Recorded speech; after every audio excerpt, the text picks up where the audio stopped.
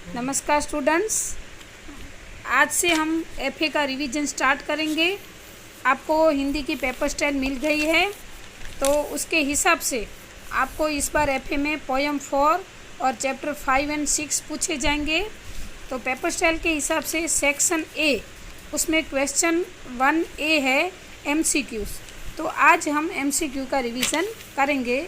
सबसे पहले हम पोएम 4 के MCQ करेंगे। फर्स्ट है, अमर सपूत किसका नया निर्माण करेंगे? तो इसका आंसर होगा देश का। सेकंड है, नए प्रभात के पहले किसका अंधेरा था? तो इसका आंसर होगा गुलामी का। थर्ड है, वीणा किस देवी के हाथ में होती है? तो इसका आंसर होगा सरस्वती के। फोर्थ है, हम किसके रक्षक और पुजारी है? तो उसका आंसर होगा सरस्वती मंदिर के।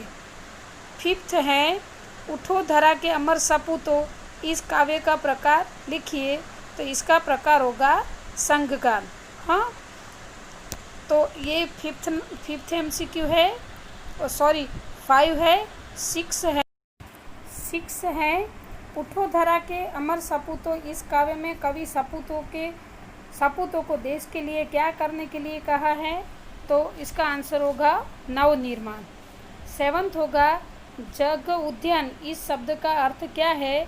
तो संसार रूपी बगीचा। ये वापस से रिपीट करती हूँ, जग उद्यान, इस शब्द का अर्थ क्या है? तो इसका आंसर होगा संसार रूपी बगीचा। 8 नंबर है, लास्ट MCQ है, डैश के दिन हमें ब्रिटिश सत्ता की गुलामी से मुक्ति मिली।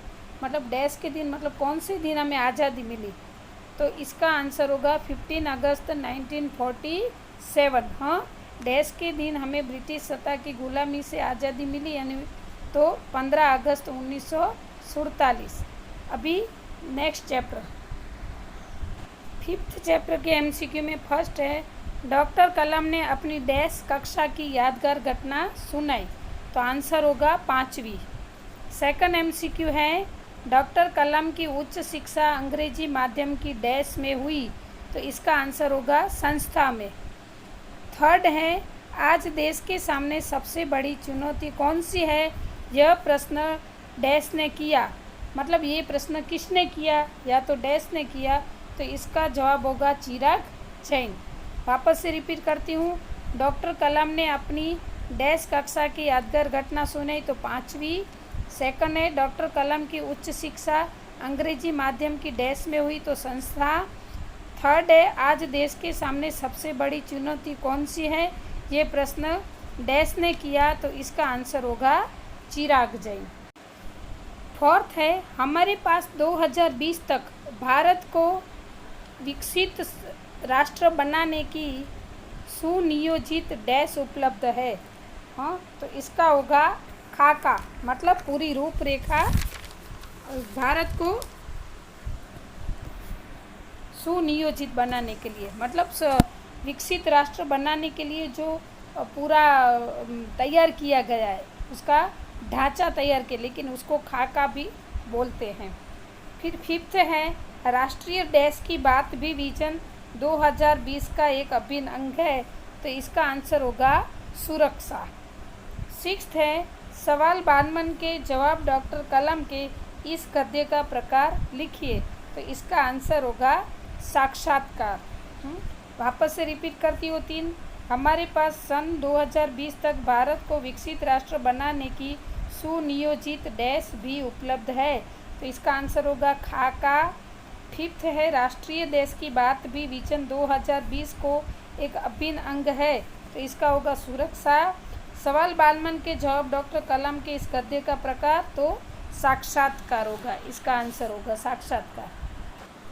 अब है चैप्टर 6, उसका फर्स्ट MCQ है, सर्वदमन के मुख की दमक डैश के समान थी। हाँ, तो उसके मुख की, सर्वदमन के मुख की दमक डैश के समान थी। तो इसका आंसर होगा अग्नि। सेकंड है, मेनका कौन थी? तो इसका आंसर होगा अप्सरा।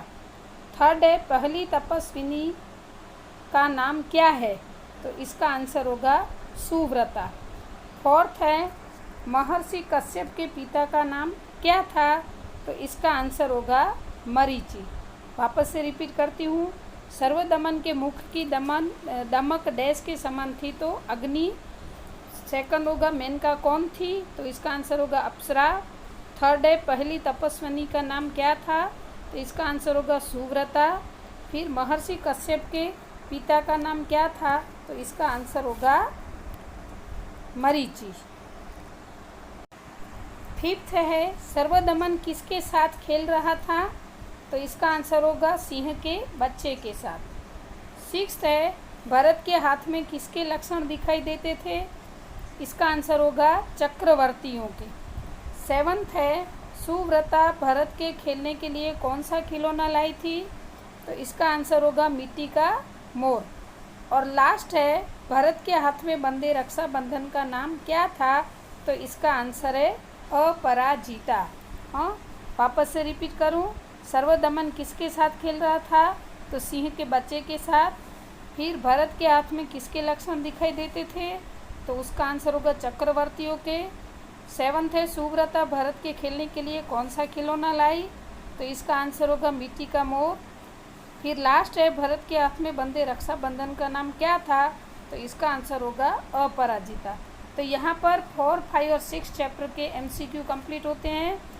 एक बात ट्रिक एकदम बता देती हूँ कि ऐसा ज़रूरी नहीं है इसमें से ही MCQ पूछे जाएंगे, ये आपको करने हैं और पूरा चैप्टर भी पढ़ना है। आपको चैप्टर के बीच में से भी कोई ना कोई क्वेश्चन पूछा जा सकता है। हाँ, ये आपको पता है, पहले से सिस्टम है हमारी। और टेक्स्ट नोटबुक में जो जो आपको पहले वीडियो में MCQ भेजे वो सब आपको सारे MCQs रिवीजन में लिखने कंपलसरी है। वापस से सेंटेंस रिपीट करती हूँ, ये पूरा रिवीजन आपको हमारे स्कूल के रूल्स के हिसाब से नोट में लिखना कंपलसरी है। ठीक है, अस्तु।